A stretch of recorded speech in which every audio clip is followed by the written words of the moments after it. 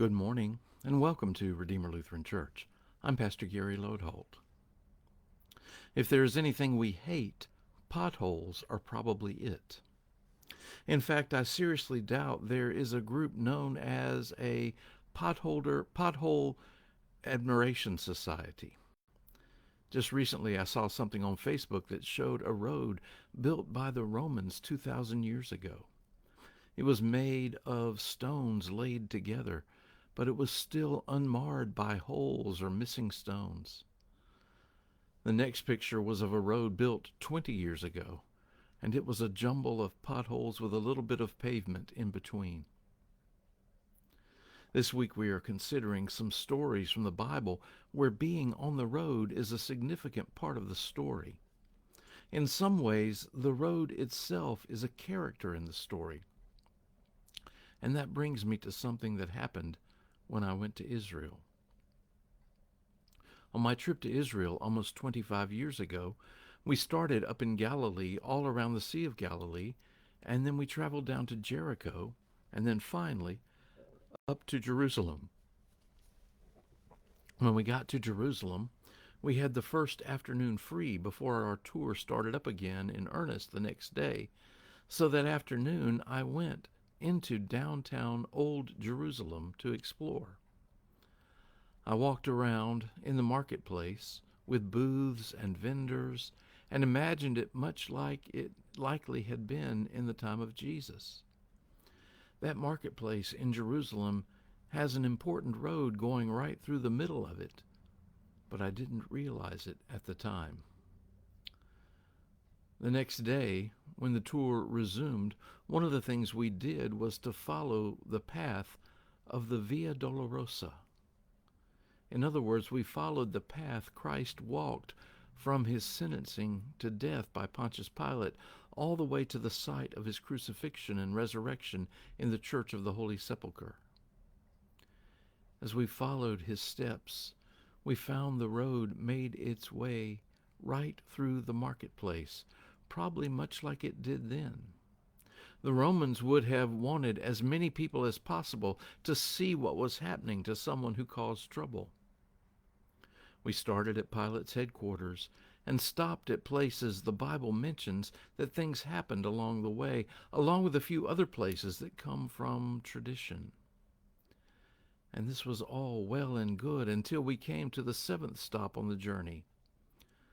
This was a very authentic site because at this spot, they found the original gate of the city, meaning that Jesus certainly passed this way on his way to his crucifixion outside of town.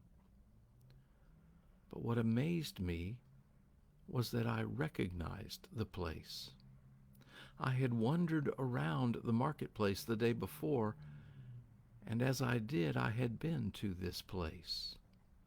I remembered coming upon a green cart with some of the largest strawberries I had ever seen, and that turned out to be site number 7 on the Via Dolorosa. However, when I had been there the day before, I didn't know that this place was part of the Via Dolorosa or that it was so authentic. I remember thinking how amazing it is that our busyness and consumerism blinds us to seeing what is right in front of us. How often are our eyes filled by enticing things like big red strawberries, and so much so that we miss the very presence of Jesus right with us. The words Via Dolorosa mean the way of sorrows, and it was something more than a pothole in the life of Jesus. Potholes on our roads jar and shake us, but as far as anyone knew, the cross brought Jesus to a full stop.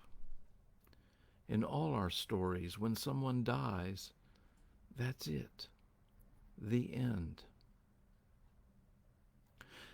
Maybe the most important word in the Bible is the small word but. B-U-T. You see, in the Gospel of Luke, at the end of chapter 23, Jesus has died.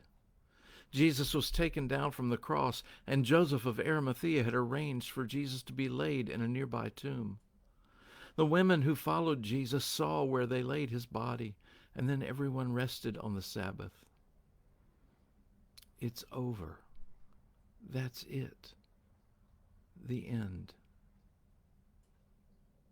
Suddenly then, Luke 24 begins with that tiny word. But, it says. But on the first day of the week at early dawn, they came to the tomb. It's a word that doesn't belong. Somehow, by the grace of God, the story continues and Jesus lives. By the grace of God, indeed. It isn't over. That's not it. It's not the end, but the beginning. Our road to salvation isn't filled with potholes, but rather is smooth and clear.